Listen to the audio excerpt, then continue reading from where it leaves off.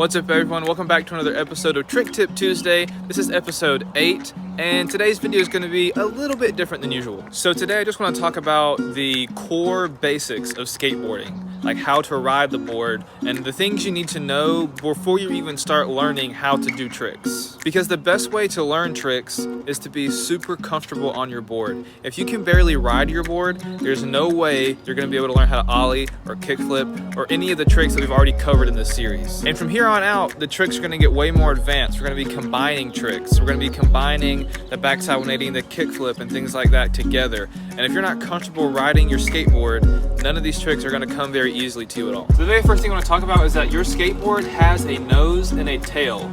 A lot of people don't realize that one side of the board is different than the other. Your nose is going to be a little smaller while your tail is going to be bigger because that's where all your pop is going to come from. Now typically before you put the grip tape on, there'll be a mark telling you which side is the tail. There'll be a little dot where the bolt should be. But typically once you've been skateboarding for a while, you should be able to just look down at the board and you can see exactly which side is bigger and which side is smaller and which side is the actual nose or the tail. And as you can see here on my board, I've got colored hardware for my bolts right here. That way when I look down, I automatically know, without even having to think about it, which end is the nose and which end is the tail. And a lot of times your grip tape will have a little cutout, and that'll also be able to tell you which one is the nose or tail while you're riding around. So once you figured out which end is the nose and which one is the tail, now it's time to figure out which stance that you ride in. There are two stances. There's regular and there's goofy. Regular stance is typically for right-handed people. That means your left foot is up front and your back foot is in the back, and you push with your back foot. So when you're regular, you push with your dominant foot, your right foot. The other stance is goofy, where your right foot is in front, your left foot is in the back, and you push with the back foot. So you push with your dominant foot, your left foot. I am right-footed, so I push with my right foot, which means my left foot is in the front, which means I skate regular. I cannot stress enough the importance of knowing which foot to push with. I see so many young kids in elementary school or in middle school at the skate park trying to learn how to skateboard, trying to go down these ramps and things like that, and they're set up completely backwards. They're doing what we call Mongo pushing. I don't know the origins of that name or why it's called Mongo pushing, but it's where you push with your front foot, and that just throws your balance completely off.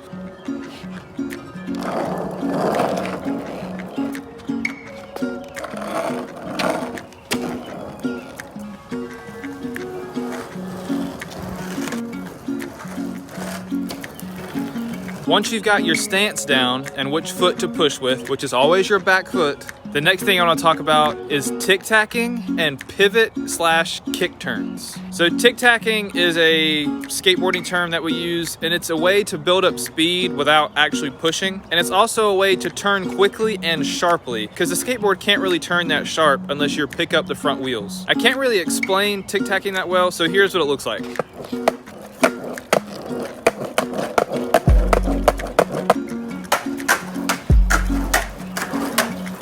So that's pretty much tic-tacking. You're lifting up on your nose and tapping it back and forth in order to give your body and the board some forward momentum to gain some extra speed. A step up from tic-tacking is being able to pivot turn or kick turn. So a pivot or kick turn is where you pick up on the nose of your board and pivot or turn either a 90-degree angle or a full 180 all the way around. And typically you do kick turns on like a ramp. You go up the ramp and you kick turn and come back down.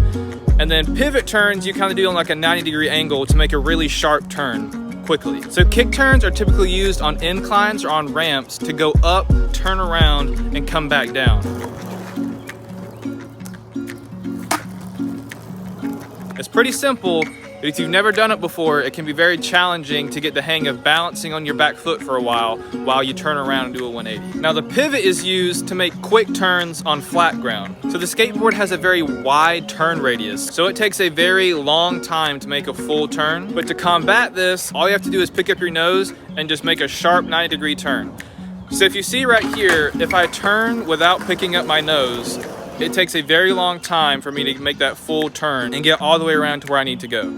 But if I pivot turn and pick up my nose, I can be going at full speed and just throw my nose around and make a super sharp turn quickly. Can you turn normally most of the time? Yes, but knowing how to pivot turn is important when you're in small spaces or in crowded areas that you have to cut sharply, because the skateboard by itself turning can't really do that. And the last two things I want to talk about are how to stop and pick up your board, and how to throw your board down and jump onto it. Learning how to stop is really important because you don't want to run into things, right? Bikes have brakes. A lot of scooters have that back wheel brake. Skateboards do not have brakes. And a lot of times people are really uncomfortable with knowing how to stop on a skateboard because there's no button you press down to stop. One of the easiest ways to stop is to just jump off.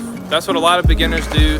When they've done what they need to do, they just jump off with both feet at the same time, which is fine. Another way to stop is to just put your back foot down. Not your front foot, your back foot. The same foot that you push with, just put it down on the ground and stomp it in place and you'll come to a stop. That's typically what I do most of the time. When I want to stop, I put my right foot down and then I pop my board up into my hand. Another way to stop that is also common is to slide on your tail, but you're not really sliding on your tail. If you do this right, you won't damage your tail. You'll just slide on your back foot. So if you watch this clip of me stopping like this, I'm kind of on the tail, but really my foot is on the ground, stopping the board in place. And then once you stop, you gotta learn how to pick up your board by popping it. That is like the thing. If you want to go to the skate park and feel confident and look like you know what you're doing, you've got to learn how to pop the board into your hands. Now this sounds really dumb, but picking up your board is important. Now you may not want to do this because it may not be cool, but just practicing over and over again, picking up your board by popping it against the ground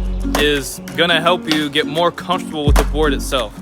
Whatever you can do to be on your board or touching your board with your feet at all times is gonna help you in your skateboarding progression. Whether that's learning a new trick or if you're just popping it up and down to practice catching it. This pop motion to put it in your hand is also a great way just to learn how the board feels when it pops against the ground. And yeah, you're just popping it to pick it up, but it's nice to get a sense of what it's like to pop the board in the first place. Okay, so the very last thing I want to talk about is being able to run and step on your board. Now this is a little bit more advanced compared to the rest of this. This is after you've learned everything else and you need more speed to learn a new trick or something. This is how you get that speed to start. Now there are two ways of doing this. You can either keep your board flat on the ground and just run and jump onto it, or you have your board in your hand and you throw it down and jump on it all at the same time. Now the first option is pretty self-explanatory. You just have your board on the ground, you take your running start, and you jump on it, and then you roll. The second option is a little more complex. It involves a little bit more of a technique to get used to running and jumping on it with it in your hand. So you want the board in whatever hand is in the front. So I ride regular, so my left foot is in front. So I'm gonna have the board in my left hand. So when you run, the board is essentially behind your body, and then as you're running, you throw it down and jump at the same time and just stomp on the board with confidence, and then you'll just roll away nice and smooth. Now again, just like popping your board to pick it up, this is a trick that will take practice and time to learn how to do. But once you learn it, it makes you look so much more comfortable on the skateboard, and it really shows, hey, that person knows what they're doing. So that's pretty much it. These are all little simple tips and tricks to help you on your way to learn how to skateboard. If any of these helped you, if you learned something, hit the like button. I'd really appreciate it. If you want to see more from me, hit the subscribe button, hit that notification bell so you don't miss an upload. My upload schedule is every Tuesday and Friday, so be on the lookout for new videos on those days. There'll be some older videos right here. Be sure to check those out. Thank you guys again so much for watching. I hope you're learning how to skateboard, and I will catch you guys in the next one.